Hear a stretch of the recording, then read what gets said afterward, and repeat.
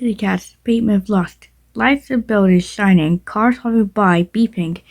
A single pigeon flew away as a single paw stepped near it. At the cat bars, usually laughter among the four cats who will rest assured us to tell about their plan for tomorrow. How about this? Topo said, a brown with fancy light brown patterns splattered around her fur. Her fur like lynx ears swayed with every blow a shining double gold necklace.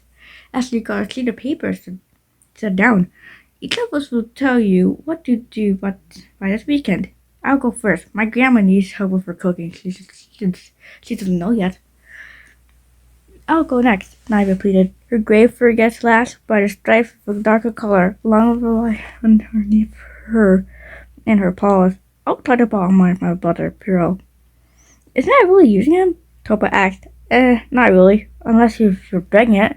Same thing, Naiva. You're my brother. You can bombard your brother about it. I don't even have one. Whoops. Naiva shrugged. Polaris, a tuxedo cat, a breed of black and white, with an expressionless, half-closed face. Took the paper and wrote something, but doesn't tell it since she talks sometimes rarely, but chooses to remain quiet. Me next, Rifu said, just like Naiva's patterns, but with some white on her tip of her ears. She wrote something and slams down the pencil. I'll try to get a drunken cat to come to my place and have some fun together. Then they'll pay me $50. She said proudly. The other one stared at her, blinking. Your deal was kind of strange, you know, Topo questioned her idea. Strange means it was only a drunken cat that doesn't know. Because he or she was drunk. Yet again, Ray, it's strange. Think again. We left the bar already. Topo shrugged and left too, so the Polaris, oh well, it was late anyway. Naiva's tired, walked home too. The following weekend, Rivia's on the bar. Topo was helping her grandma do the cooking in her grandma's home. And Naiva, at home with Piro, the Black Orange Panther, may be arguing with each other for the fifth time. Ray ordered a cocktail, her favorite kind of beverage. When she sipped it, a drunken male cat came with her feeling. Hey, beautiful, want to hang out at my place? He leant over his words. It all makes sense for Ravia. Bingo! How about we go to my place instead? It's way more fancier, just saying. She said.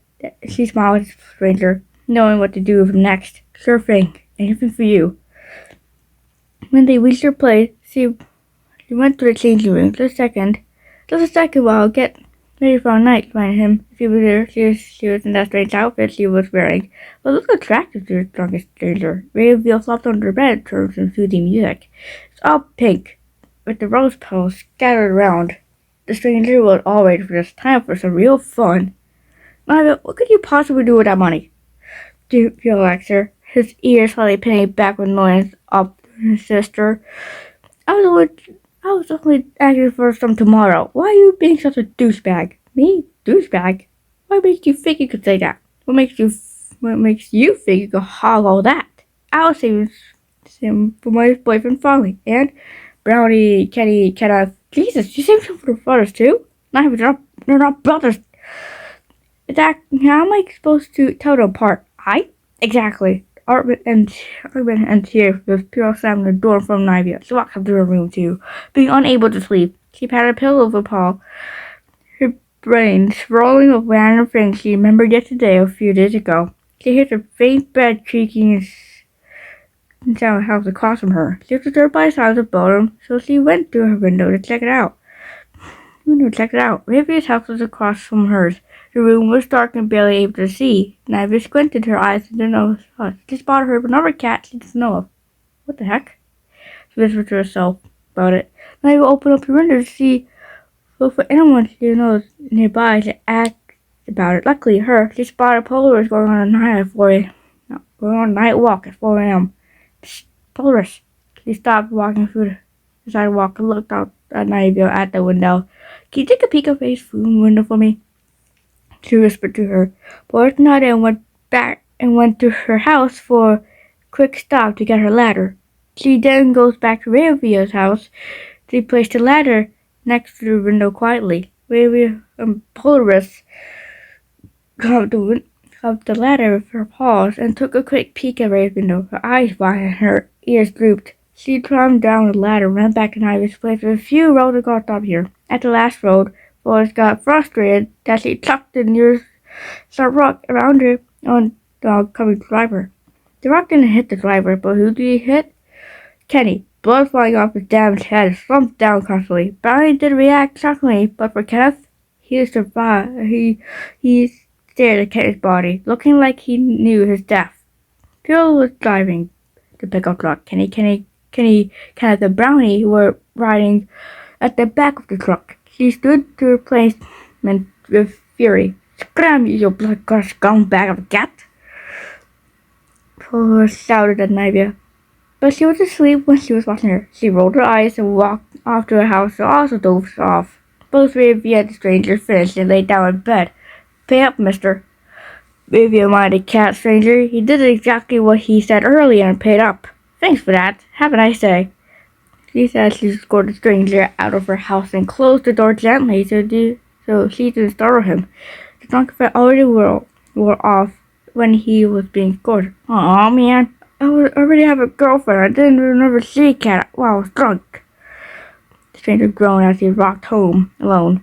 Meanwhile, Ravia was very proud of herself. Very proud of herself and considered to be happy with herself. Next morning, she can't explain what they did last week. Some mama and grandma burnt the water when we were cooking. We changed our minds about this topic and decided to make a watermelon smoothie. But then the water bottle was black and full of water swirling around one time my grandpa watched. Thor explained suddenly. Others brought down lever, except for Polar, only listened. Got into an argument with people again. Couldn't sleep, heard creaking noises that sounded like a bed coming from Ray's house. Across from mine, saw her with another guy. Ivy tells, having a tired look, like she slept late. Exactly what she said. Ivy said proudly. Ray, that's not something to be proud of, Ivy said to her.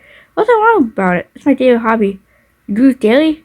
What if all people saw you? They wouldn't care, honestly. What if they care? Now what do you do? I tried to ignore him, that's what.